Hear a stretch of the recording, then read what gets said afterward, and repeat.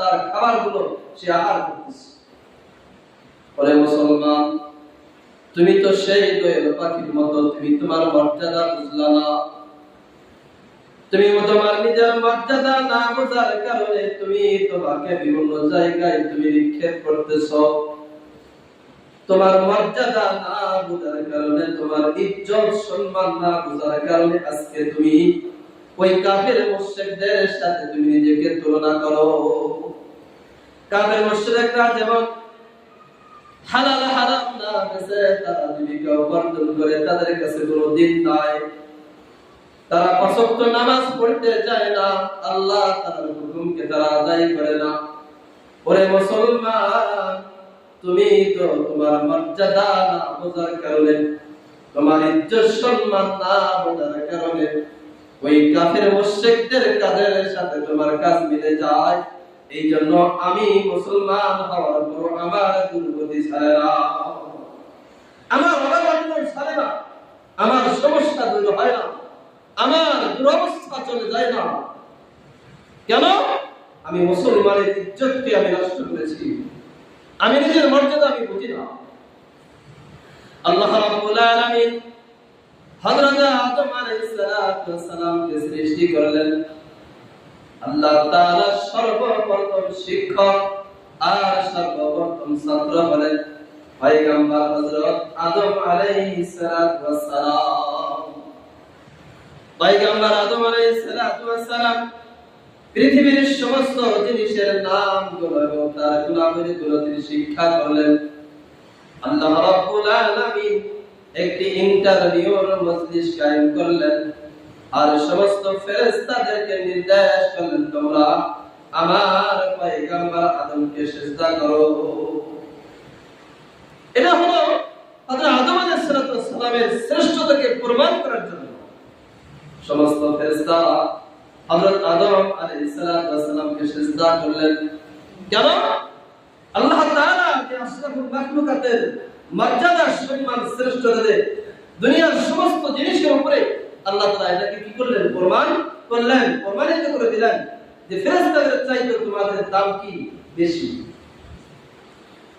এজন্য হযরত আদম আলাইহিস সালামকে যখন সিজদা করার জন্য বললেন, সমস্ত ফেরেশতারা সিজদা করলেন, কিন্তু একজন যিনি মুআল্লিমুল মালায়েকা যিনি ছিলেন, ফেরেশতাদের শিক্ষক যিনি ছিলেন, যাকে আমরা সবাই চিনি ইবলিস হিসাবে। ভাই ইবলিস শয়তান ছিল মুআল্লিমুল মালায়েকা অর্থাৎ ফেরেশতাদের শিক্ষক ছিলেন। তখন তার চিন্তা ছিল, তার ধান্দা ছিল সে খেলাফত কায়েম করার জন্য, দুনিয়ার খেলাফত পাওয়ার ধান্দা ছিল। সে হযরত আদম আলাইহিস সালামকে সিজদা করতে পারলেন না, তাকে সিজদা করলেন না। আল্লাহ তাআলা তাকে অভিশপ্ত করে দুনিয়াতে পাঠাইলেন। তার স্তর হবে, মুফাসসির کرام বলেন, এই ইবলিসের জায়গা হবে জাহান্নামের একেবারে নিচের স্তরে। এই ইবলিসের জায়গা হবে সেখানে। কেন? কারণ সে আদমকে মানে না, আদমকে সিজদা করতে সে অস্বীকার করেছিল। এইজন্য আল্লাহ তাআলা কোরআন শরীফের ভিতরে ঘোষণা করে জানিয়ে দিয়েছেন যে দুনিয়ার ভিতরে মানুষরা, ইমানদার বান্দারা, তোমরা ভালো করে জেনে রাখো, তোমাদের রূহটাকে আমি আল্লাহ তাআলা কাফেরদের রূহের সাথে এক জায়গায় রাখবো না। তোমাদের মর্যাদা বোঝার জন্য, হে মুমিন, তোমরা তো তোমাদের মর্যাদাকে তোমরা বোঝো না, আমি তোমাদের রূহটাকে পর্যন্ত কাফেরদের রূহ থেকে আলাদা করে রেখে দিব। আজকে তোমরা কাফের মুশরিকদের সাথে খানা পিনা চলাফেরা তোমাদের সমস্ত মুআমালা করো কাফেরদের মতই হচ্ছে, কোনো বিবদন হচ্ছে না। আল্লাহ তাআলা কোরআন শরীফে বলেন, কাল্লা ইন্না কিতাবাল ফুজ্জারি লাফি সিজ্জিন ওয়া মা আদরাকা মা সিজ্জিন কিতাবুম মারকুম। আল্লাহ তাআলা জানিয়ে দিলেন, কাল্লা, কখনো নয়, ইন্না কিতাবাল আবরারি লাফি সিজ্জিন, অবশ্যই আমি কাফেরদের রূহটাকে আমি রেখে দেব সিজ্জিন নামক জায়গায়। ওয়া মা আদরাকা মা সিজ্জিন, এর মুমিন তোমরা কি জানো সিজ্জিন নামক কি জিনিস, কোন জায়গা? কিতাবুম মারকুম, এটা হলো একটা লিখিত কিতাব, মুফাসসির কিরাম লেখেন এই জায়গাটা হলো জমিনের সপ্তম একেবারে নিচের স্তরের জায়গা। এই জায়গায় কাফেরদের রূহটাকে রাখা হবে, এই জায়গায় মুমিনদের রূহকে রাখবে না। আল্লাহ তাআলা অন্য জায়গায় বলে দেন কাল্লা ইন্না কিতাবাল আবরারি লাফি ইল্লিয়িন ওয়া মা আদরাকা মা ইল্লিয়ুন কিতাবুম মারকুম। আল্লাহ তাআলা বলেন আমার মুমিন বান্দারা তোমরা ভালো করে বুঝে নাও তোমাদের রূহটাকে আমি কাফেরদের রূহের সাথে মিলাবো না। আমি তোমাদের রূহের জায়গা রেখেছি আমার আরশ মহল্লার ডান পাশে। মুমিনদের রূহকে আল্লাহ তাআলা রেখে দিবেন আরশ মহল্লার ডান পাশে। যখন মুমিনের রূহটাকে যখন কওয়াজ করা শুরু হবে, মুফাসসিরিনে কিরাম লেখেন ওই মুমিন বান্দার রূহটাকে কওয়াজ করার সময় 500 ফেরেশতা তার সামনে জান্নাতি ফল এবং রুমান নিয়ে এসে তার সামনে হাজির হবে। আর মুমিনদের রূহটা ওই জান্নাতি ফল দেখে তারা রুমানের ভিতরে চলে আসবে।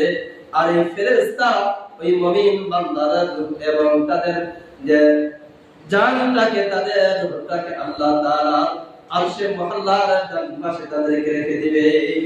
তো ঝুলন্ত একটা ঝাড় বাতির ভিতরে তারা রেখে দিবে।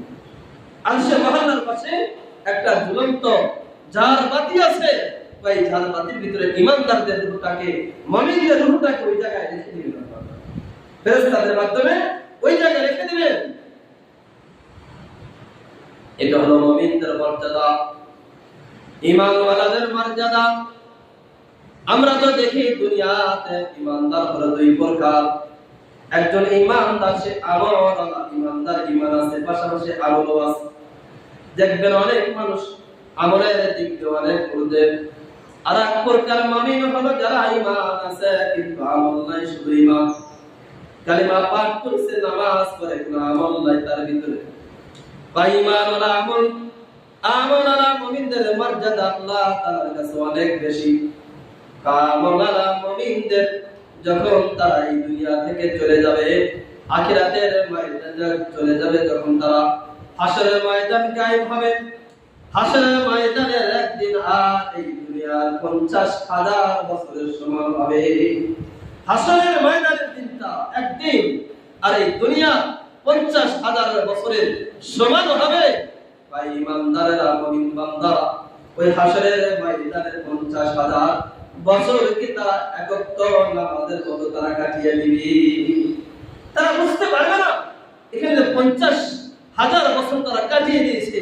ঈমানদাররা তাদের বুঝতে পারবে না।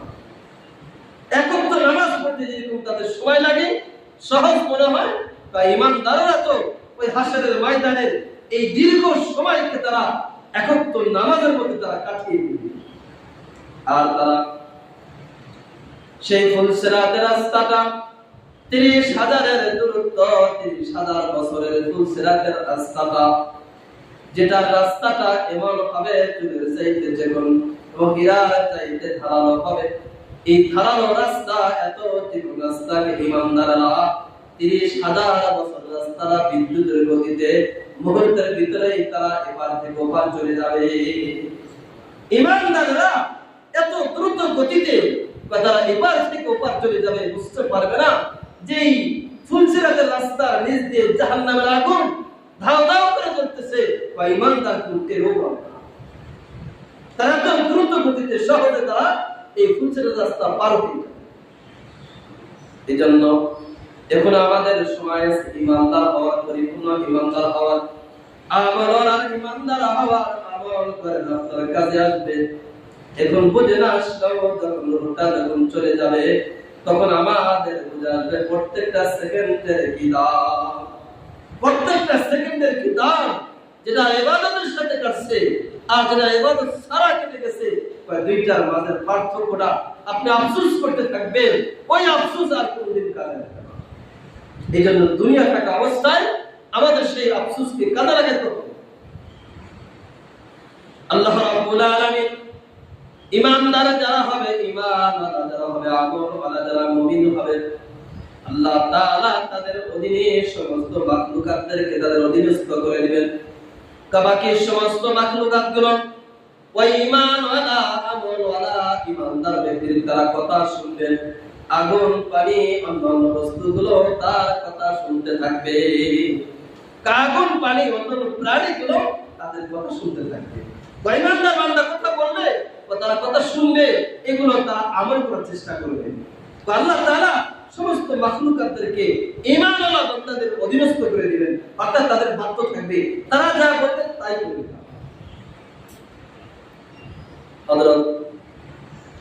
হযরত ওমর ফারুক রাদিয়াল্লাহু তাআলা আনহুর শাসন আমলে আমির ইবনে আস রাদিয়াল্লাহু তাআলা আনহু তিনি গভর্নর ছিলেন। আমির ইবনে আস যখন জানতে পারলেন, দেখতে পারলেন নীল নদের পানি প্রতি বছর শুকিয়ে যায়। নীল নদের পানি শুকিয়ে যাওয়ার পরে ওই নীল নদের পারে যখন একজন সুন্দরী যুবতী নারীকে যখন পানি দেওয়া হয়, ওই নীল নদ থেকে পুনরায় আবার পানি জারি হয়ে আবার নীল নদ ভরপুর হয়ে যায়। এই কথা যখন জানতে পারলেন আমির ইবনে আস রাদিয়াল্লাহু তাআলা আনহু, তখন তিনি সরাসরি হযরত ওমর ফারুক রাদিয়াল্লাহু তাআলা আনহুর বরাবর একটা চিঠি লিখলেন। হযরত ওমর ফারুক রাদিয়াল্লাহু তাআলা আনহু এই চিঠি পাওয়ার পরে তিনি আরেকটা চিঠি লিখলেন। ওমর ফারুক রাদিয়াল্লাহু তাআলা আনহু নীল নদের বরাবর একটা চিঠি লিখলেন। ওই চিঠির শুরুতে লেখা ছিল বিসমিল্লাহির রহমানির রহিম মিন আমিরিল মুমিনিনা ইলা নীলি মিসরা ইন কুনতা তাজরি মিন ইনদিকা ফালা তাজরি ওয়া ইন কুনতা তাজরি মিন ইনদিল্লাহ ইজরি। এইটা চিঠির উপরে হেডলাইন লেখলেন বা চিঠির শুরুর কথাগুলো এগুলো লেখা ছিল। এর অর্থ হলো ওমর ফারুক রাদিয়াল্লাহু তাআলা আনহু বলেন, আমিরুল মুমিনিনের পক্ষ থেকে নীল নদ বরাবর একটি চিঠি। এই নীল নদের পানিটা যদি তোমার পক্ষ থেকে জারি হয়ে থাকে ফালা তাজরি, তাহলে আর এই নীল নদের পানির কি নাই, কোনো প্রয়োজন নাই। এই নীল নদের পানি যেটা জারি হয়, এটা যদি তোমার পক্ষ থেকে হয়ে থাকে ইন কুনতা তাজরি মিন ইনদিকা ফালা তাজরি, এটা যদি তোমার পক্ষ থেকে হয়ে থাকে তার এই পানির আমাদের প্রয়োজন নেই। ওয়া ইন কুনতা তাজরি মিন ইনদিকা মিন ইনদিল্লাহ, আর এই পানিটা যদি আল্লাহ তাআলার পক্ষ থেকে জারি হয় ইজরি, তাহলে এই নীল নদের পানি যেন কি হতে থাকে, প্রবাহিত হতে থাকে। এই যখন চিঠিটা যখন নীল নদে যখন পৌঁছে দেওয়া হলো, পরে ওই নীল নদের পানিটা এমন ভাবে প্রবাহিত হওয়া শুরু হলো, বিগত বছরের যেভাবে পানি ছিল এর চাইতে আরো অনেক গুণ বেশি। আজ পর্যন্ত ওই নীল নদের পানি আর কখনো শুকিয়ে যায় না। এটা কিসের কারণে ভাই? ঈমানওয়ালাদের মুমিনদের মর্যাদার কারণে। তাই মুমিনরা চিঠি লিখছে নীল নদ সম্পর্কে, আর নীল নদ ওই মুমিনের কথা শুনতে বাধ্য। কেন?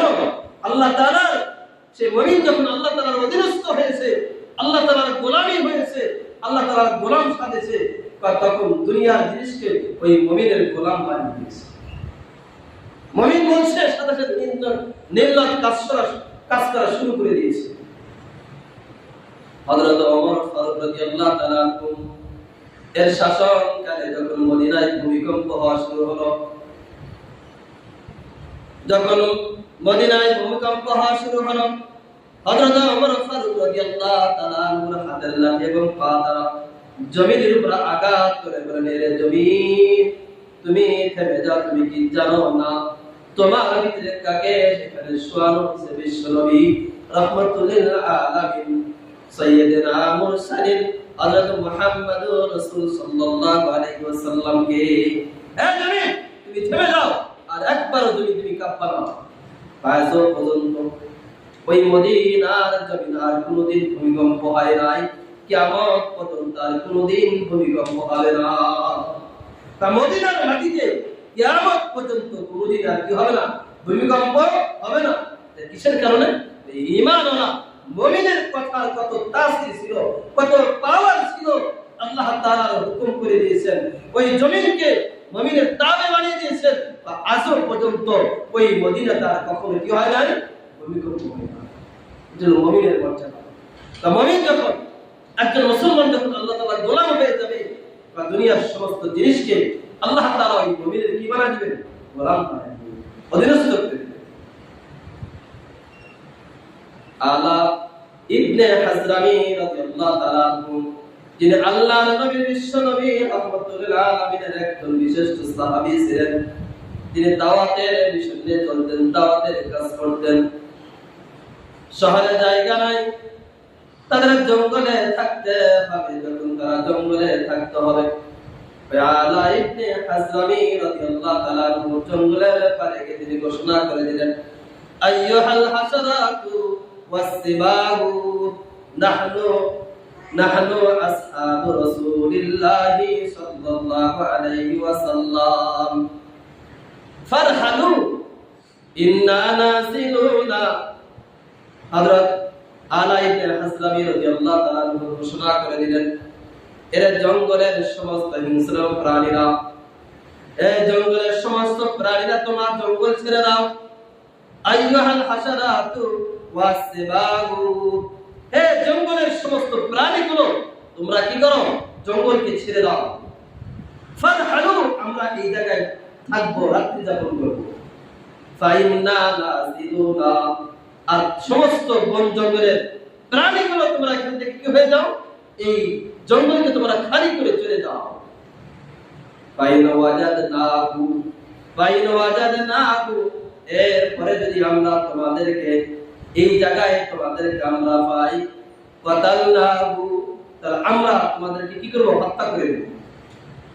এই ঘোষণা যখন জঙ্গলের ভিতরে যখন আলা ইবনে হাজরামি রাদিয়াল্লাহু তাআলা ঘোষণা করে দিলেন, আর সাথে সাথে বনের সমস্ত হিংস্র প্রাণীগুলো জঙ্গল ছাড়া শুরু করলো। বাঘ তার বাচ্চাকে লয়ে, সিংহ তার শাবককে কামড় ধরে নিয়ে, সাপ তার বাচ্চাকে নিয়ে এই জঙ্গল মুহূর্তের ভিতরে খালি হয়ে গেল। আর এই জঙ্গলে এমন শান্তিময় ও নিরাপদ হয়ে গেল, রাত্রে কোনো পাখির কিচির মিচির পর্যন্ত শব্দ ছিল না, কোনো পাখির শব্দ পর্যন্ত ছিল না। কিসের পাওয়ার এটা হয়? ঈমানওয়ালাদের কথার পাওয়ার, মুমিনদের কথার পাওয়ার ছিল। আল্লাহ তাআলা তাদেরকে এই সমস্ত হিংস্র প্রাণীগুলো তাদেরকে তাবে বানিয়ে দিয়েছেন। যখন সে আল্লাহর গোলাম হয়ে গেছে, বা হিংস্র প্রাণী পর্যন্ত মুমিনদের কথা শুনতে বাধ্য।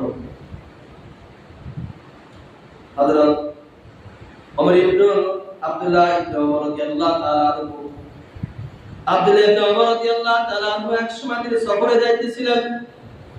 আর দেখেন রাস্তার ভিতরে অনেক জঙ্গলের যে ভিড় দেখা যায়, মানুষ এই জায়গায় সব দাঁড়ানো। হযরত আব্দুল্লাহ ইবনে ওমর রাদিয়াল্লাহু তাআলা আনহু তাদেরকে জিজ্ঞাসা করলেন, তোমরা সবাই এই জায়গায় দাঁড়ানো কেন? তখন তারা বলতেছে, সামনে বাঘ রাস্তার ভিতরে বসা, আমরা ভয় পাই, সামনে আর যাইতে পারি না। হযরত আব্দুল্লাহ ইবনে ওমর রাদিয়াল্লাহু তাআলা আনহু বাঘের কানটা ধরে এখান থেকে সরিয়ে দিলেন আর বললেন, এরে বাঘ, তুমি এই জায়গা রাস্তার ভিতরে বসে আছো, আর সমস্ত মুমিন বান্দারা তারা কষ্ট পায়, তারা এখানে যাইতে পারে না, তুমি এখান থেকে দূরে সরে যাও। আর বাঘ তার নিজের কান মাথায় রাস্তা ছেড়ে যায়। আজকে আমি আপনি কারেন আপনার খাসার ভিতরে ভরা সেই বাঘ কাছে যেতে পারি কেন? আমাদের ঈমানের তাজ নাই, আমাদের ঈমানের পাওয়ার নাই, আমাদের ঈমানের সেই তাসির নাই। আমরা যে মুমিন, এটা মুমিন হিসেবে আমরা বাকি রাখি নাই। হালাল হারাম মিশ্রিত আমরা মুমিন। একজনের ঘুষ আরেকজন খাইতেছি, একজনের অন্যায় আরেকজন করতেছি, আমরা আবার মুমিন দাবি করি। আজকে এই জন্য আমরা নামাজ পড়ি, কোনো আমরা এখান থেকে কি হাসিল করতে পারি না। নামাজের আদায় করার যে পুরস্কারের কথা আছে, এটা আমাদের কি আসে না, কাজে আসে না। আজকে আমরা বিভিন্ন পর্যায়ে আমরা ইমানদারদের যে সমস্ত পুরস্কারের কথা বলা হয়েছে, এগুলো আমরা পাই না কেন? আমরা আমাদের শ্রেষ্ঠতাকে, আমরা ইমানদারদের মর্যাদাকে নষ্ট করে ফেলেছি। এই জন্য এখনো সময় আছে, আমরা আমাদের ঈমানকে মজবুত করতে হবে। মুফাসসিরে কিরামরা বলেন, আল্লাহর ওলিরা বলেন, তোমরা তো কথার মাধ্যমে, কাজের মাধ্যমে তোমরা একজন মুমিন আর একজন মুমিনকে তোমরা কষ্ট দাও। মুমিনকে কষ্ট দাও কত বড় গুনাহ তুমি জানো? কাবা শরীফকে নির্মাণ করার পরে এই কাবা শরীফকে ভাঙলে যে পরিমাণ গুনাহ হবে, এর চাইতে আরো বেশি গুনাহ হবে একজন ঈমানদার বান্দাকে কষ্ট দেওয়াটা। আমরা তো অনেকে কথার মাধ্যমে একজন মুমিন আর একজন মুমিনকে কষ্ট দেয়, কথার মাধ্যমে দিতে না পারলে কাজে কর্মে বুঝাই দেয় আমি তোমাকে কষ্ট দিচ্ছি। এই জন্য রাসূলুল্লাহ সাল্লাল্লাহু আলাইহি ওয়াসাল্লাম বলেন, তুমি তো তখনই নিজেকে খাঁটি মুমিন হিসেবে দাবি করতে পারবে যখন তোমার হাত এবং জবান থেকে অপর মুসলমান যখন নিরাপদ থাকবে। قال رسول الله صلى الله عليه وسلم من سلم المسلمون من لسانه ويده। একজন খাঁটি মুমিন তখনই হতে পারবে যখন তার মুখ এবং হাত থেকে অপর মুসলমান কি থাকবে? নিরাপদ। এই জন্য আমাদের প্রত্যেকটা কথার ভিতরে চলাফেরার ক্ষেত্রে আমাদের সমস্ত জিনিসকে খেয়াল করতে হবে। দেখবেন অনেক বুঝবান ব্যক্তি তারা বোঝে আপনি তাকে কষ্ট দিচ্ছেন, কিন্তু সে কথাকে এড়িয়ে চলে আপনাকে না বুঝায় সে পাহারা ধরে চলে গেল, আপনি বুঝতে পারলেন না। আপনি বুঝতে পারতেছেন মনে হয় আমি একলাই বুঝবান, আমি তাকে কষ্ট দিলাম, সে মনে হয় বুঝতো না, কিন্তু আপনার সামনে কথা না বলে সে চলে গেল, মনে কষ্ট নেই। খেয়াল করবেন আমার দ্বারা যাতে কোনো মুমিন বান্দাদের কষ্ট হয়। এজন্য আল্লাহ তাআলা আমাদের প্রত্যেককে ঈমানদারদের যে শ্রেষ্ঠতা দান করেছেন এই শ্রেষ্ঠতাকে বজায় রাখার তৌফিক দান করেন। যারা যারা তোমার তারা সুন্নাত করে